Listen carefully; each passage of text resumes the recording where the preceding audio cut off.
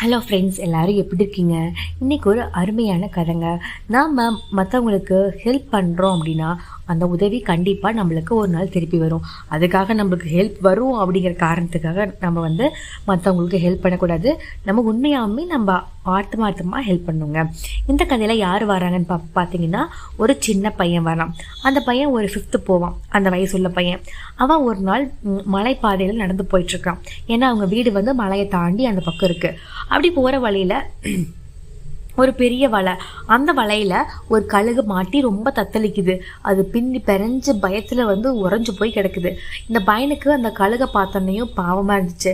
சரி, நம்ம ஹெல்ப் பண்ணலாம் அப்படின்ட்டு அவன்கிட்ட கத்தி வேற இருந்துச்சு. ஸோ நம்ம ஹெல்ப் பண்ணலாம் அப்படின்ட்டு அந்த கத்தி எடுத்துகிட்டு போய் அந்த வலையை அறுக்கிறான். ஆனால் அந்த கழுகு மிரண்டு போயிடுச்சு. ஏதோ நம்ம பண்ண வரான்னு சொல்லி பயந்து ரொம்ப குதிக்குது. இருந்தாலும் அதை பொருட்படுத்தாமல் கஷ்டப்பட்டு கழுகு கூட போராடி அந்த வலையை கட் பண்ணி எறிகிறான்.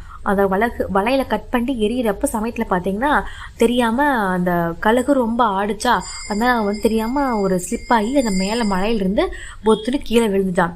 அந்த டைம் பார்த்தீங்கன்னா கழுகு விடுதலை ஆயிடுச்சு. விடுதலை ஆகிறப்போ அந்த கழுகு மேலே பறக்குது.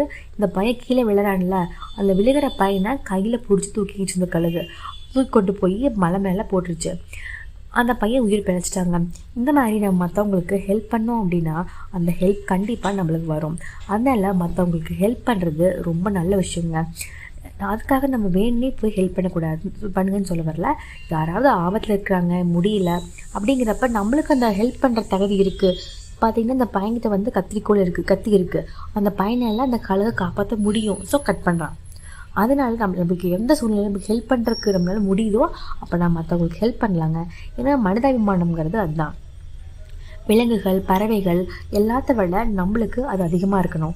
ஸோ நம்மளுக்கு முடிஞ்ச அளவுக்கு மற்றவங்களுக்கு ஹெல்ப் பண்ணோம் அப்படின்னா அவங்களும் ஹாப்பி, நம்மளும் ஹாப்பிங்க. தேங்க்யூ ஃபார் வாட்சிங். This video is sponsored by BuyMote e-shopping. BuyMote e-shopping application is one of the online shopping app now available in Play Store and App Store. Click the link in description to install and enjoy.